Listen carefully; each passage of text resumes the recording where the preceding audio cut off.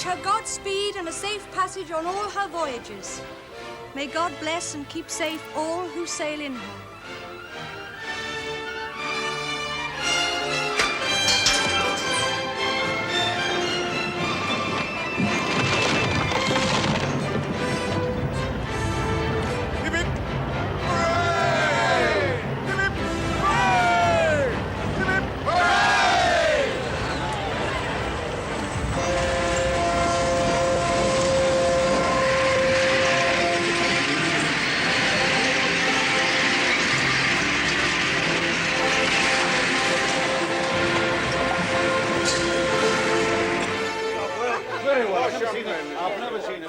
Good job of it. To Albert. To absent friends.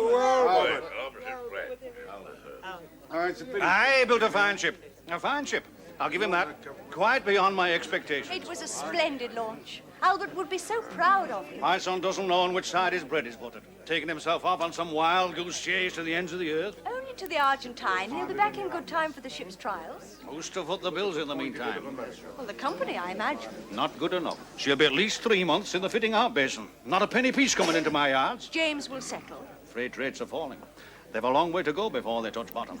There's no money about. No new orders. My yards are at a standstill. James seems to keep his ships busy. He's one of the few that do. But at what cost? Buying up old vessels only fit for the knacker's yard, patching them up, and sending them out dangerously overloaded. You take my advice. Pull out. Pull out while you can.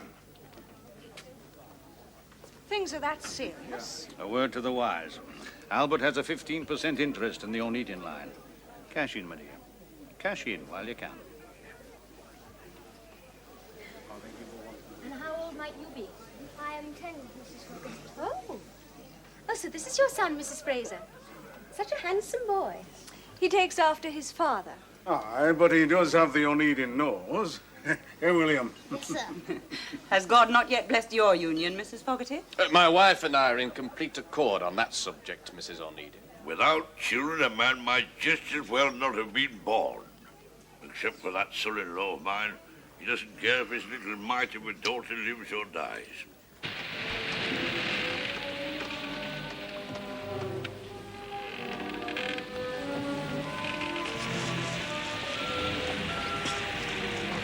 Pardon, sir, I thought I'd shorten sail. Keep her as she goes, Captain. As you say, sir.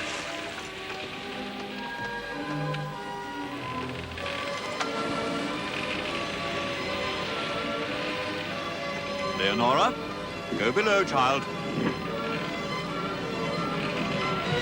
Return below this instant, I say. Stand clear there!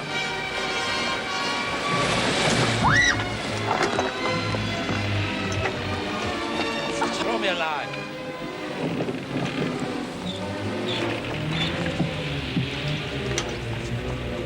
I don't know how to thank you, sir. You obliged me, sir, by going below and taking your daughter with you. You saved my life. Captain Baines, now I suggest that we shorten canvas. Yes.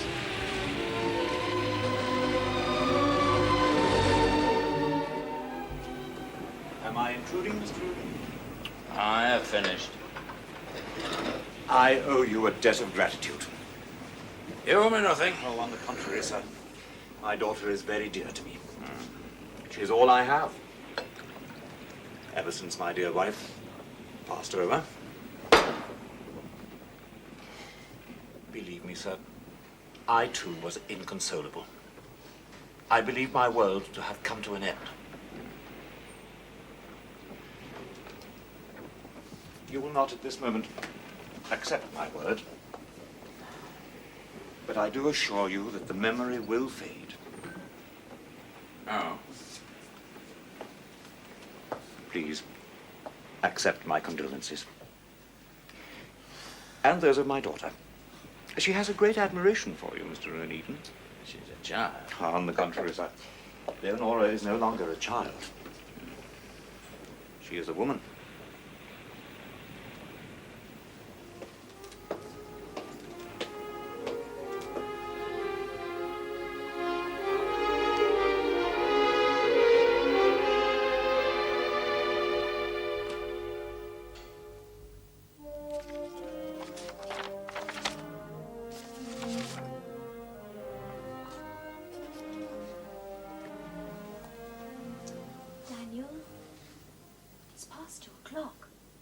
I know. These accounts won't settle themselves. Come to bed. Whose bed? Yours?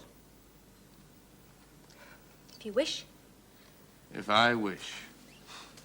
Don't you ever? No, of course you don't. Not once in our entire marriage have you. I'll go to bed, Emma. I've work to do. Well, let me help. Really, Daniel, you're such a muddler. These accounts go here, and those there. Incomings and outgoings. Really, it's quite simple. Let me see you simplify these. What are they? Phrases, dunning us for money. Oh, they'll extend our credit. Not for £32,000. So much? 6 months ago, I placed an order for 2 new barkentines at a cost of £15,000 apiece. There's been a trade depression since. I've 6 ships laid up and 4 more undergoing repair and refitting. We don't have the cash, Emma. We're running at a loss as it is. But we still have 16 ships in commission. That should be profit enough. You don't understand. I understand only too clearly. When we were married, you took over control of the company. And from that day forth, we seem to have done nothing but lose money. Now, when my uncle was alive... When Mr. Callan died, the company was past its peak. It was overextended. Too many ships chasing too few cargoes. Excuses! If you'd concentrated your mind upon the business side of things instead of furthering your idiotic quarrel with James O'Neill... James O'Neill has nothing to do with it. I only wish you had one half his business acumen. At least he manages to keep his ships in service, and at a profit I'll be bound. Oh, so could I if I played his game. And what might that be? Buying up rotten ships, patching them up, loading them up to the gunnels and sending them out to sea to founder in the first half gale. And how many ships has he lost? He has the devil's own luck. I doubt if luck plays much part in James O'Neill's calculations. He concentrates his mind upon his business. No one could work harder than myself. You allow yourself to be distracted. Rushing hither and thither, trying to do every task yourself. Harassing everyone from clerks to victuallers until there isn't anyone left in our employ who isn't at his wit's end. You're a failure at business, Daniel. A failure. Aye, and at marriage too, but I know the cure for that. You could have married Elizabeth and gone to perdition together. I'd sooner burn in hell than spend another day in your presence. And as you find mine so distasteful, I can marry soon find a cure for that as well.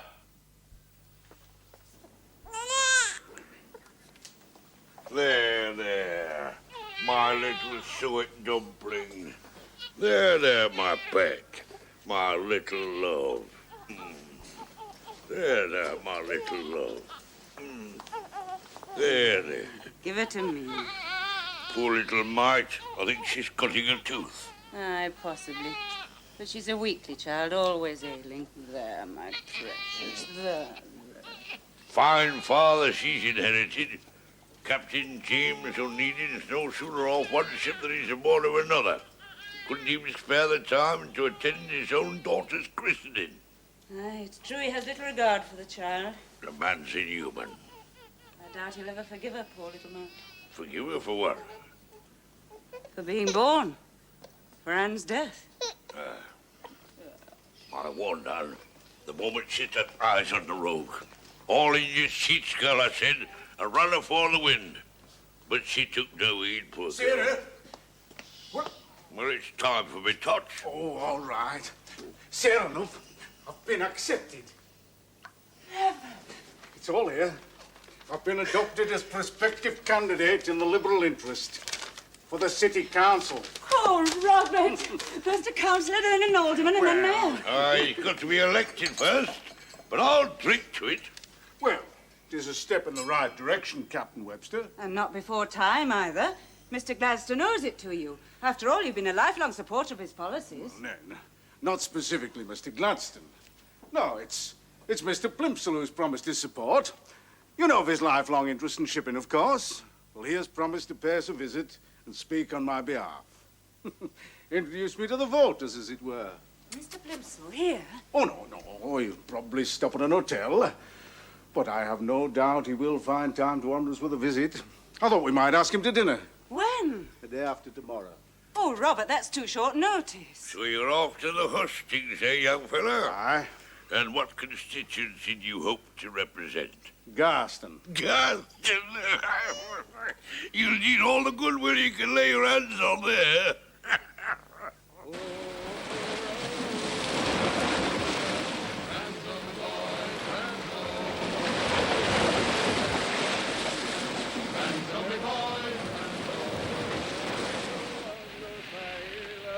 Ranzo boys, Ranzo. So we shipped aboard a whaler. Ranzo, me boys, Ranzo.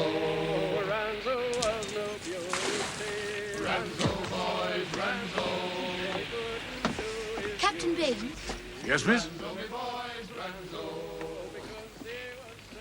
has Mr. O'Needon always been such a sour-faced old grouchpot? Well, let me put it this way, miss. Mr. O'Needon was never the sort of man to pick an argument with. Oh, I would never dream of contradicting any opinion held by Mr. O'Needon, ever. I wish to gain his approbation, not otherwise. Poor Papa has almost abandoned hope of ever expressing his gratitude. If you want to find yourself in Mr. O'Needon's good books, I can only advise that you, well, keep quiet, speak only when you're spoke to, and pussyfoot around as though walking on eggshells. I was hoping for something more positive. What would please him most? Oh. Let's have a think.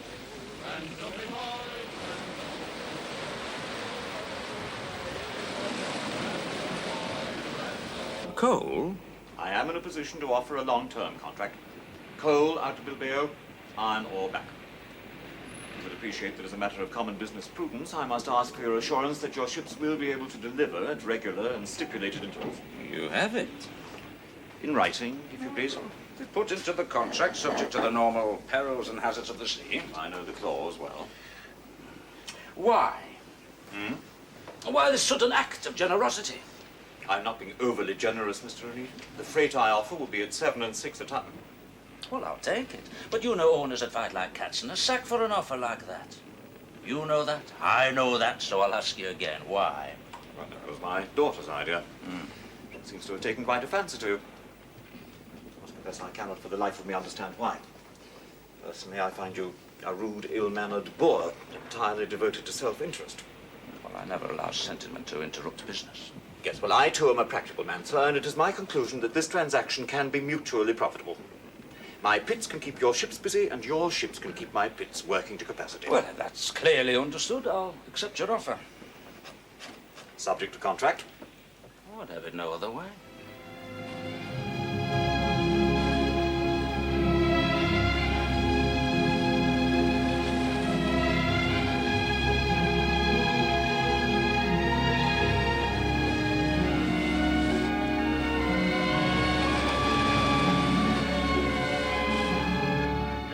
Circumstances, I have no choice. I must call in all outstanding debts. But we shall be bankrupt. There's no need for you to bother your pretty little head about business matters. Mr. Fogarty has quite suddenly decided to return to a seafaring life. The devil he has! And I'm such a nincompoop in money matters. Daniel says I cannot even keep household accounts correctly. The man's a fool. Oh. There, my dear, don't take on so. We'll set ourselves down and see if we can't talk this thing out. You take a glass of sherry wine and dry those tears.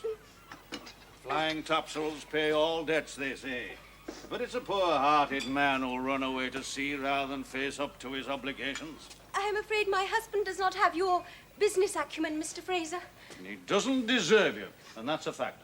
If only I had someone of your knowledge and experience to advise me. Poor Daniel. He really has no business sense at all. He's brought both of us to a pretty pass. He's left me with 2 brand new vessels just completed, 4 others undergoing repair. And from what you've just told me, I doubt if I shall ever see the colour of his money. Really, Daniel has behaved most abominably. Well, there's only one thing for it. You must keep our ships in discharge of debt. I've no doubt your offer is well-intentioned, but even putting them up for auction wouldn't recover half the debt. Well, then, would it not be more profitable if you were to manage them yourself? Oh, there's a sight more to trading than owning a few ships, young lady.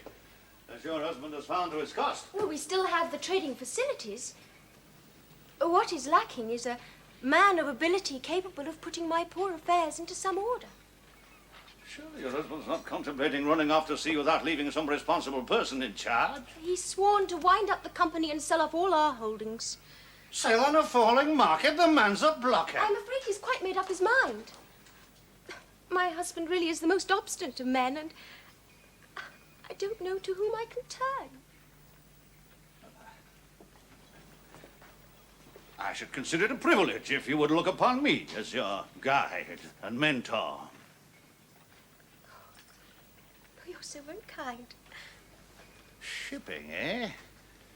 It'd be a new venture. No, I couldn't afford to buy him out. My yard at a standstill, ship's half built upon the stocks. By God, George Cannon must be turning in his grave. The work of a lifetime gone to waste. Well, my late uncle thought very highly of you, Mr. Fraser. We were good friends. Good friends. A man like that would keep your head above financial waters. Or indeed yourself. Me? Oh, no. Quite out of the question. For one thing, the capital investment would be far too high. Money? Oh, yes, that's the commodity, young lady. Money. Oh, well, I thought... Yeah? Well, perhaps I shouldn't propose it. I don't really understand these things. Oh, come now. You've taken me into your confidence thus far. Well, I mean, well, if you were to have control of the company, and say you owned half, and in return you received half the profits, which would only be fair and just because you would be putting into it your knowledge and experience, and... Does that make any sense? I'm afraid you must think me a fool. No. Of course not. Your proposal would make uncommon good sense, but, Yes? a 50-50 holding would result in a pull devil, pull baker situation. Well, then, a 51% holding in your favor. Is that the correct phrase? Yeah. Mind you, I would only undertake it for your sake, and not to put nearly half the profits into the pocket of that feckless husband. Well, surely papers could be drawn up ensuring that the profits would be shared between you and I. Oh, he would never agree. Oh, I think he will. And I think our first joint action should be a change of name. The Fraser Shipping Company.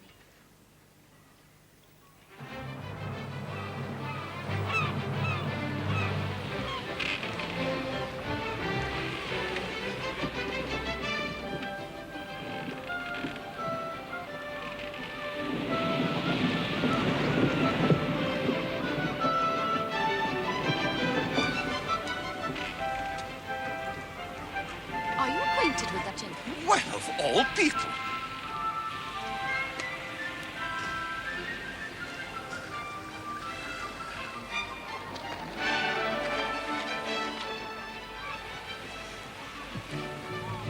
The devil's that fellow up to, eh? Taking a photographic likeness, I reckon, sir.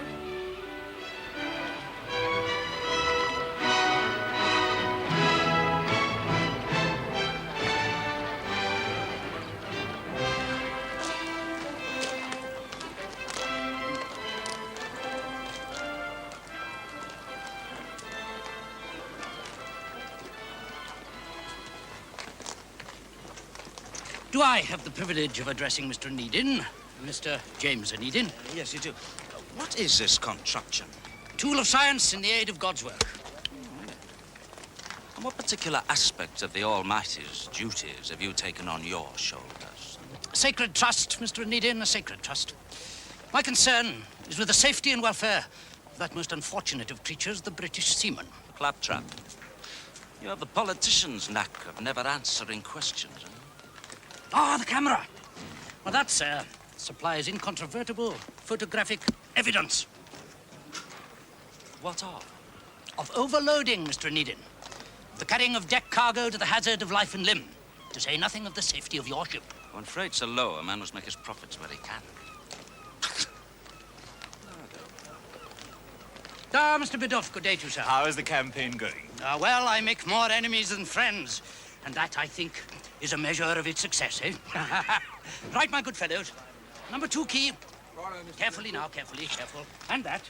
Must away, sir. Busy times, busy times. Anything? Good. Who is he? Samuel Plimsoll.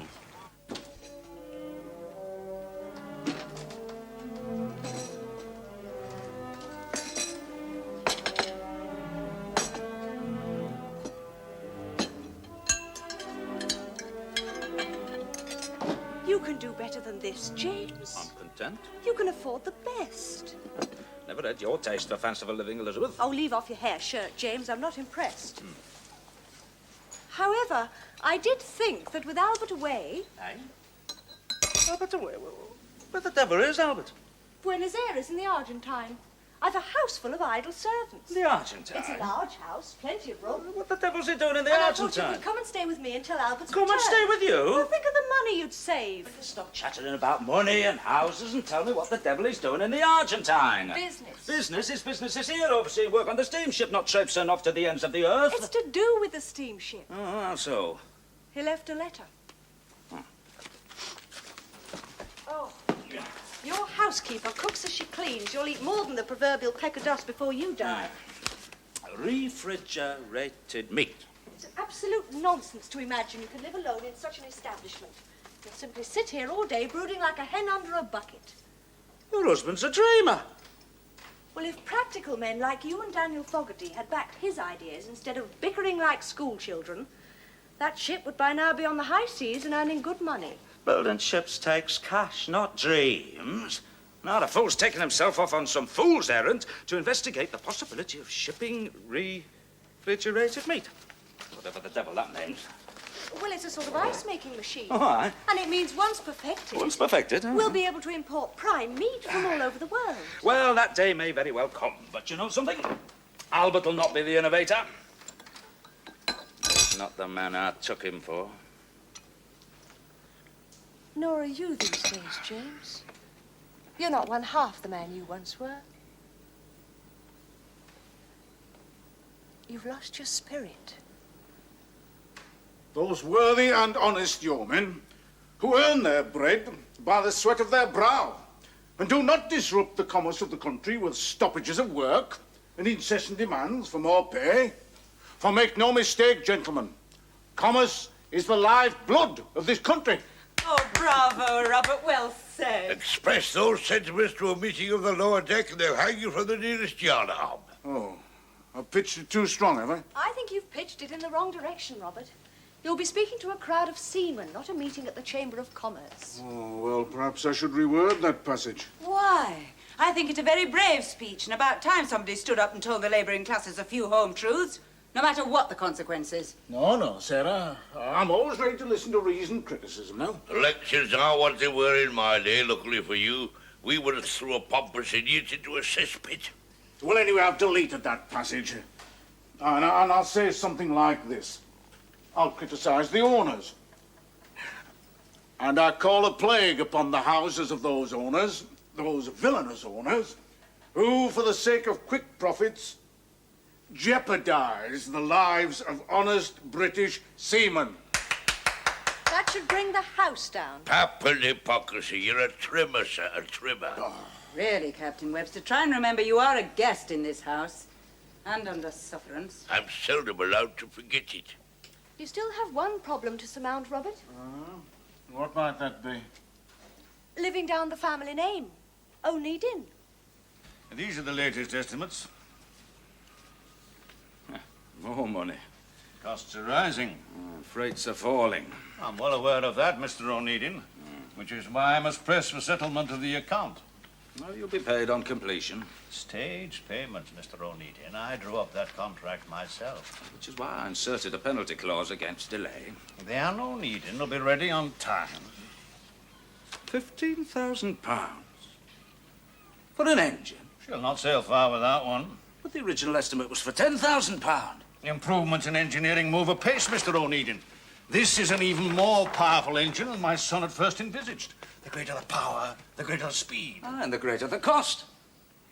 Look, you attend to design and specification, and I'll attend to the ship's employment. I can't afford the loss of cargo space entailed by a larger engine. Come now, £50,000 was subscribed. Aye, and spent. It never went through my books. Have you been playing ducks and drakes with your company account? Using steamship money to keep your sailing ships running? Unless those sailing ships keep running, the Anna Needle will be just so much scrap iron. May I remind you that that is shareholders' money? My money. My son has a 15% holding. A small step on the road to insolvency. Look, you keep within your estimates, Fraser. All those shares won't be worth the paper they're written on. So I'm to hand over half the company to Fraser, just like that. In return for a 49% holding, we are released from our obligations. You'll get a far better price by selling out everything, lock, stock and barrel. I intend to live off income, not capital. Capital can be invested. I am investing it with Mr. Fraser. Our money. My money? That's always been a sore point with you, hasn't it? Not with me, Daniel, with you. I do not need your money. Then sign. Here, here, and here. Then you will be free.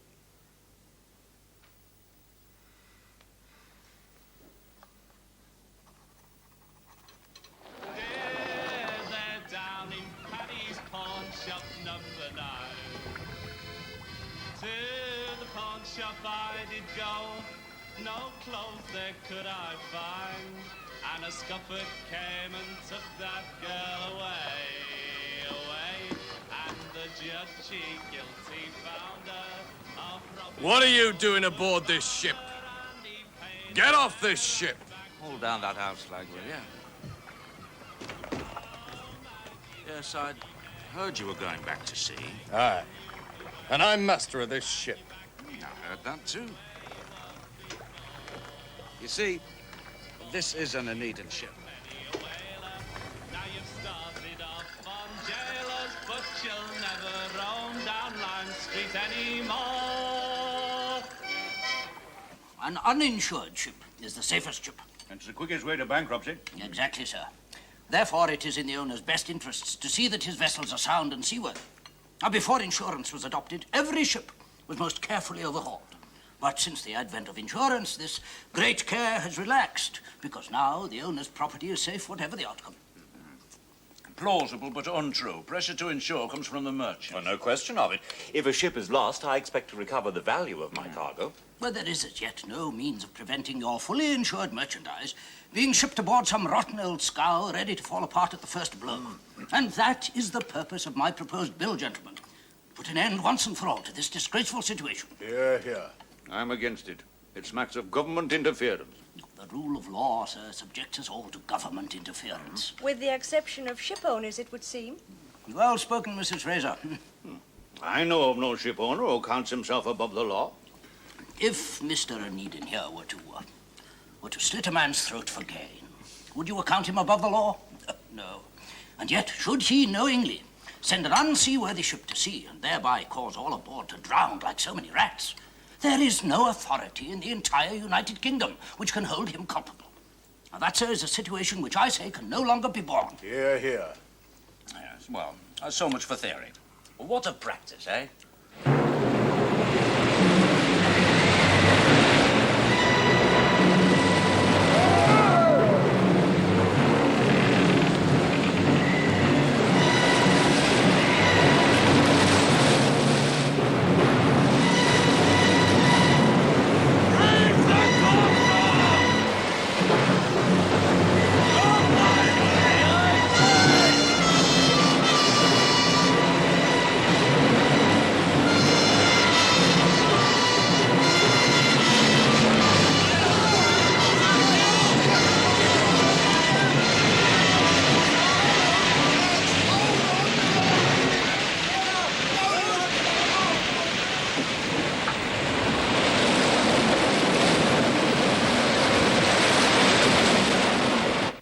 You must first bell the cat, Mr. Plimsoll. For my part, I'm prepared to accept Mr. Aneidan's assurance that his ships are sound and seaworthy. You accept because you must. You can have no better guarantor than Fraser here. Fraser's yards refit and overhaul my ships at regular intervals. Yes, but We're can you hoping tell to me, Mr. acquire a much Aneidan, larger what house in the near future. The shop and premises have so encroached on the domestic side as to make it positively embarrassing. And we do so miss the use of a withdrawing room. Is yours a large house, Leonora? Well, we have two houses, actually. A small town residence and a great draughty barn of a place at St. Helens. It's very old and spooky. People say that it's haunted. I've never seen anything, but I have felt a presence. No doubt the shade of an owner crying for lost profits. I'm sure my brother will find it excellent company. Should he accept your invitation? Oh, he will. He must. Every ship that leaves my yards is as sound as a bell. You have my word for it. And then you have no further control. There is nothing in this whole wide world to prevent Mr. Needin from loading that sound ship down to the gunwales and then topping off with cumbrous deck cargo. Now, my proposals will put an end to this pernicious practice. I'm not quite so addicted to losing ships as you imagine. I am proposing to remove the temptation. How? By painting a line along the ship's side? Beyond which mark no ship will be permitted to load. It's quite impracticable. Oh, can you see those profits slipping through your fingers already, eh? Aye, I can. If that proposal ever finds its way onto the statute books, we shall be at the mercy of our foreign competitors. Not so. They'll not be daubing Mr. Plimsoll's mark along the sides of their ships. You can't legislate for wind and sea. You must agree, gentlemen, that a well-found ship is more likely to ride out a tempest than one with its decks awash. Oh, you can batten down an empty ship, tight as a cask, and she'll still go to the bottom.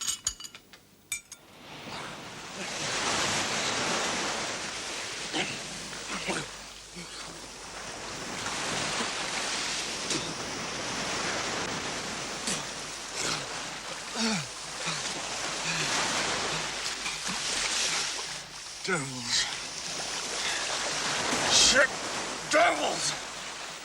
Ship devils? That's what we call them, gentlemen. That's why the minstrel went down like a stone. No warning, she broke in half and went straight to the bottom. Ship devils.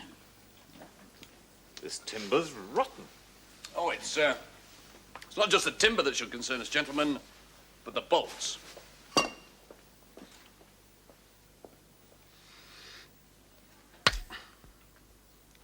Sham bolts. They're the ship devils. The purpose is to pin the outer planking to the vertical ribs. A ship is literally stitched together by means of these bolts. Specifications demand that they be fashioned of copper, whereas copper is expensive, iron is cheap. Copper is impervious to the action of seawater. Iron rapidly corrodes. Well, the head is of copper.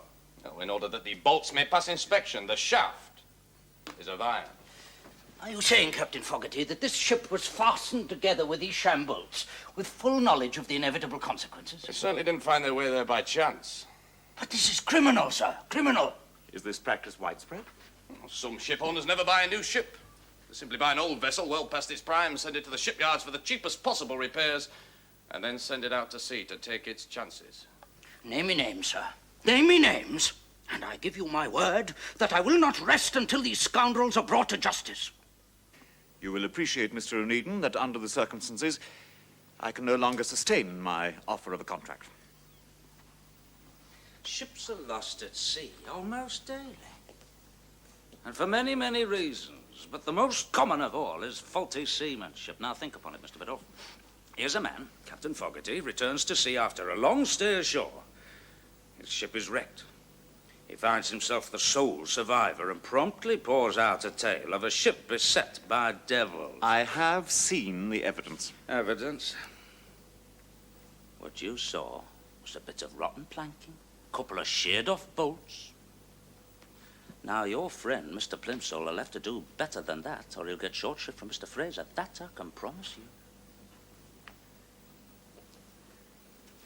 They never came from my yards. You'll not deny that the vessel was sent to you for repair. I have no intention of affirming or denying anything to you, sir, beyond repeating that my yards were not responsible.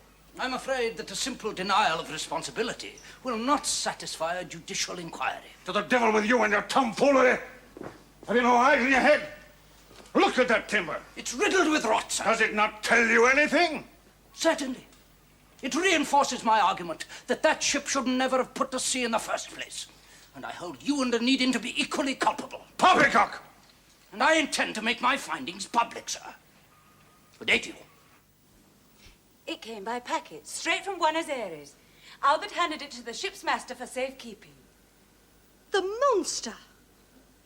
He says he's been offered a position by an Argentine meatpacking company. Excellent prospects, house and servants, an extremely generous salary. Oh, Oh, but that's splendid. Splendid? What's so splendid about it? He must have taken leave of his senses. He has the effrontery to imagine that I will pack up immediately and transport myself to take up residence among a lot of wild Patagonians. But Elizabeth, it's a wife's duty to follow her husband. Duty? To give up all my friends and spend the rest of my days in some bilious plague spot at the other end of the earth? Speak to Albert of duty, not me. His place is here, at home. Come now, Elizabeth. I've heard the Argentine is quite civilized. They do not speak English. A grand total of 412 tons, ladies and gentlemen, on a ship of 300 tons gross tonnage. Now, Captain Fogarty states that in his professional opinion, the ship was overloaded. He continues, we sailed in half a gale. At dawn the following morning, the carpenter sounded and found that we were taking water rapidly.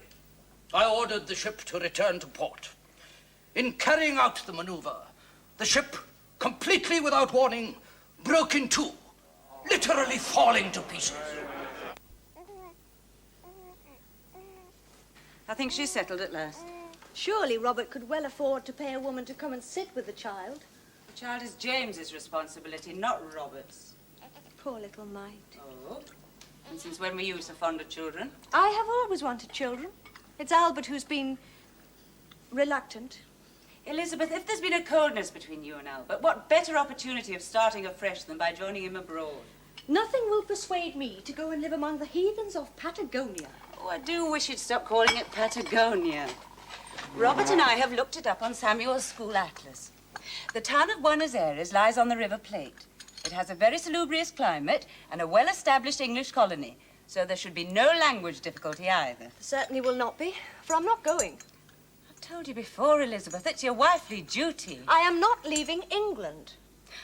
Be reasonable, Elizabeth. You say you want children. Well, yes, but... And surely Albert wants a son. Of his own. Albert's been very good to William. But it isn't the same. Oh, I know he'd love a son of his own, but... Well, he doesn't... I mean...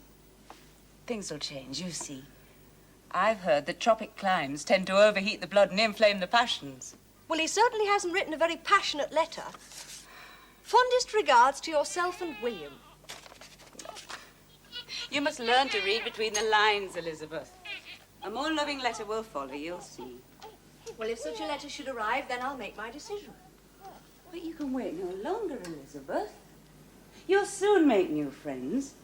And you should be able to live in considerable style, certainly better than you're able to do here. My lovely house. Now there, we may be able to help you. Oh? Well, Robert has decided it's time we started looking for a new situation. New situation? Well, naturally, family come first, as I'm sure you'll agree. First for what? Well, your establishment, whatever your decision, will now be completely beyond your means. I can manage, Sarah. Albert is sending me a sufficient allowance. Stay here and he'll not remit you another penny piece. I know why you're so anxious for me to go, both of you. You want my house. The Secretary of Lloyds told me that he does not know of a single ship that has been voluntarily broken up by its owners. Shame.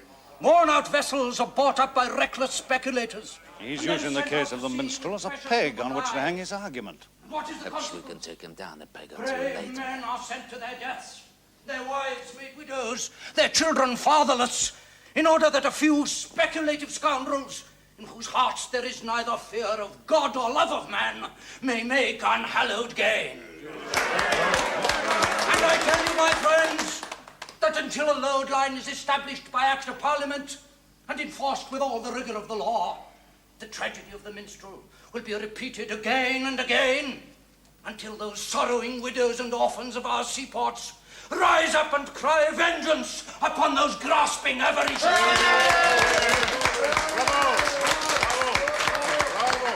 Let's test his mettle. Are you now claiming, sir, in direct contradiction of our yesterday's conversation, that the minstrel foundered because she was overloaded? The ship sank, sir, because she was unseaworthy. Or because she was ill-commanded. Where's Captain Fogarty, eh? There's a question or two that I should like to put to him. Captain Fogarty is recuperating, sir. from his recent unfortunate experience of having taken command of an Aeneid ship. Or a taste of your oratory is more than he can stomach. Well, that I can quite understand. May I now have a straight answer to my question, sir? Certainly, sir.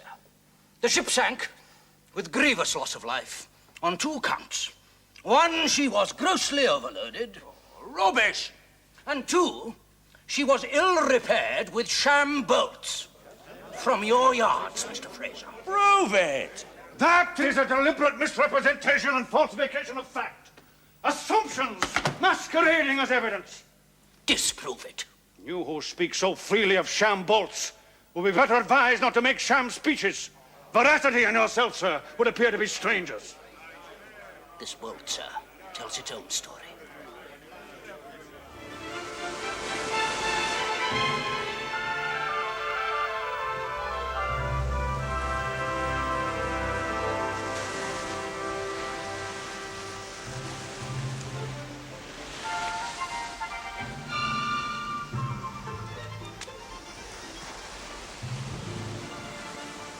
Hey, you!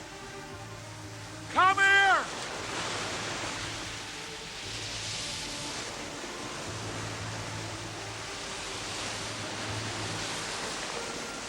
Now, I'll pay a penny apiece for every one of these boats you find.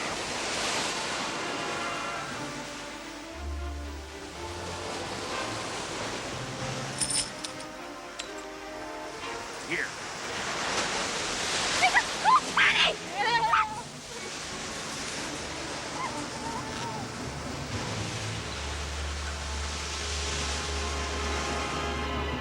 Now carried out a thorough investigation.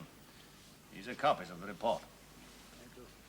I'll summarize it for you. Mr. O'Neidin bought the minstrel at auction.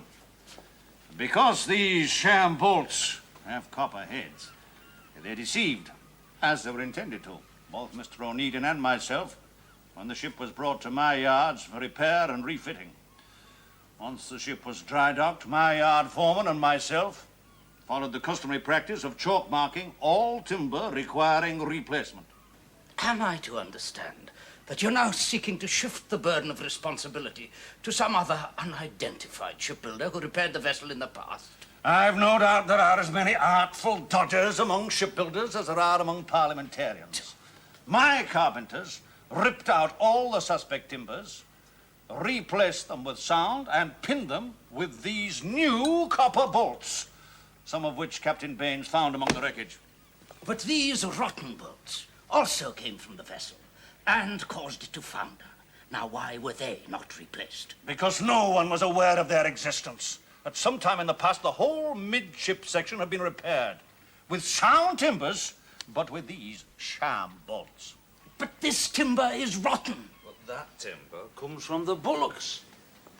High above the waterline. No danger to the ship at all if Captain Fogarty knew his business. He never presented this as evidence. Is this true, Captain Fogarty? For if it is, by God... I didn't know. I swear I didn't know! Good day, gentlemen. I shall read this report fully at home. But I do assure you of one thing, Mr. Fraser, whether you be right or wrong, someone shall bleed for it. Good day to you. Good day.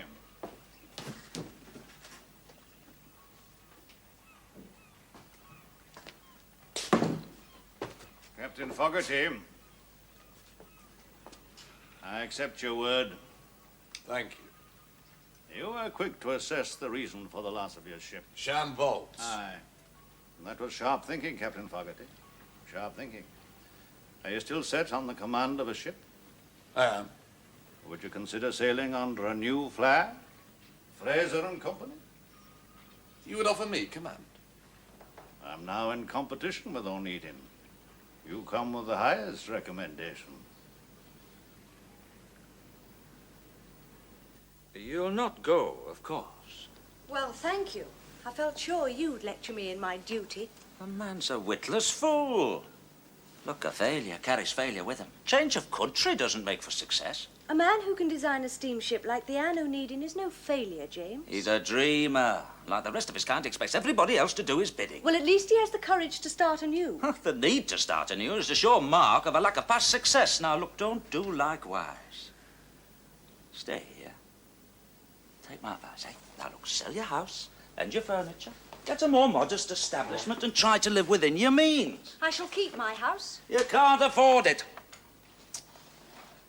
That's your son to consider. How about his school fees? You have extravagant tastes, a dwindling income, a sure recipe for disaster. Now, I've been considering your proposal. What proposal? Well, that we should set up residence together. I'm looking for a trustworthy housekeeper, somebody that I can trust. Well, think about it. No. I shall not give up my house. How will you manage? Are you really so concerned on my behalf, James? You are my sister. Oh, be honest, James. Sarah's been complaining about looking after your daughter. Now you want me to come and live here so that I can look after her. How can... Oh, am I interrupting? No, I was just leaving. Not on my account, Mrs. Fraser. Oh, no, Miss Biddulph. My interview is at a conclusion. However, should you wish to apply for the position of unpaid housekeeper and drudge, I'm sure my brother will give you a sympathetic hearing. Goodbye, James. Oh, I should love to apply. I'm a most excellent cook. Miss Biddulph, my sister has a somewhat acid sense of humor. It's a family trait. Oh. I called to tell you the news of the coal contract. My father has changed his mind. Yes, I'd heard. Led me to gather that he could no longer sustain his offer. Yet, no, what I meant was, he's been persuaded to change it again. You ought to have the contract. Persuaded? By whom? I always get my own way, Mr. O'Needin. Oh,